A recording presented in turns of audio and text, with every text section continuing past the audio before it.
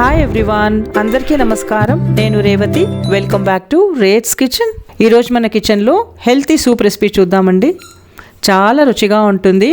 ఈ వింటర్స్లో తాగడానికి చాలా బాగుంటుంది. ఇది ఒక వెయిట్ లాస్ సూప్ అని కూడా చెప్పొచ్చు. మైదా, కార్న్ఫ్లోర్ లాంటివి ఏవి కలపకుండా చేసుకునే బ్రోకలీ ఆల్మండ్ సూప్. మరి తయారీ విధానం ఎలాగో చూద్దామా? రెసిపీ స్టార్ట్ చేసే ముందు ఒక్క మాట, సులభంగా రోజువారీగా చేసుకునే వంటలు మన ఛానల్లో చాలా ఉన్నాయండి. కొత్తగా చూస్తున్న వాళ్ళైతే మన ఛానల్ ప్లేలిస్ట్ని ఒక్కసారి చూడండి. ఆ రెసిపీస్ అన్నీ కనిపిస్తాయి. నచ్చితే తప్పకుండా సబ్స్క్రైబ్ చేసుకోండి. పక్కనే ఉన్న బెల్ బటన్ని కూడా ఆన్ చేసుకోండి.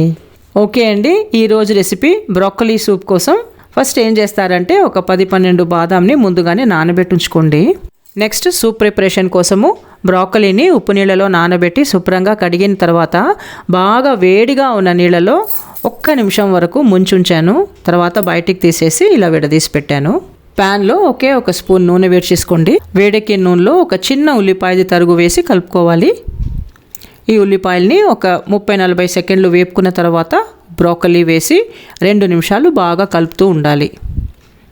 ఇలా బాగా వేయించుకున్న తర్వాత నానబెట్టిన బాదాంని చెక్కు తీసేసి కలుపుకోండి. దీంతో పాటు ఒక బిర్యానీ ఆకు, ఒక 5-6 మిరియాలు వేసి ఒక పెద్ద గ్లాస్ వరకు నీళ్లు పోసి ఈ బ్రోకలీ మెత్తబడేటంత వరకు బాయిల్ అవ్వనివ్వాలి.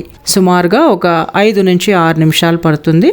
ఇది పూర్తిగా బాయిల్ అయింది. ఇప్పుడు స్టవ్ ఆఫ్ చేసి ఈ బిర్యానీ ఆకుని తీసేసి ఈ నీళ్ళలోంచి ఈ బ్రోకలీని తీసి ఒక ప్లేట్లో వేసి పెట్టుకోండి. ఈ నీళ్ళని పడేయొద్దండి, పక్కన తీసి పెట్టుకోండి. ఇవి పూర్తిగా చల్లారిన తర్వాత మిక్సీలో వేసి మెత్తగా రుబ్బుకోవాలి. నెక్స్ట్ ప్యాన్లో బటర్ వేసుకోండి. ఈ బటర్ కరగగానే చిన్నగా తరిగిన వెల్లుల్లి వేసుకొని బాగా ఫ్రై చేసుకోవాలి. ఇలా బాగా ఫ్రై అయిన తర్వాత ఈ బ్రోకలీ పేస్ట్ పక్కన తీసి పెట్టుకుని ఇందాక బాయిల్ చేసే నీళ్లు చూడండి, బాగా చిక్కగా ఉంది కదా. 1 గ్లాస్ వరకు నీళ్లు పోస్తున్నాను.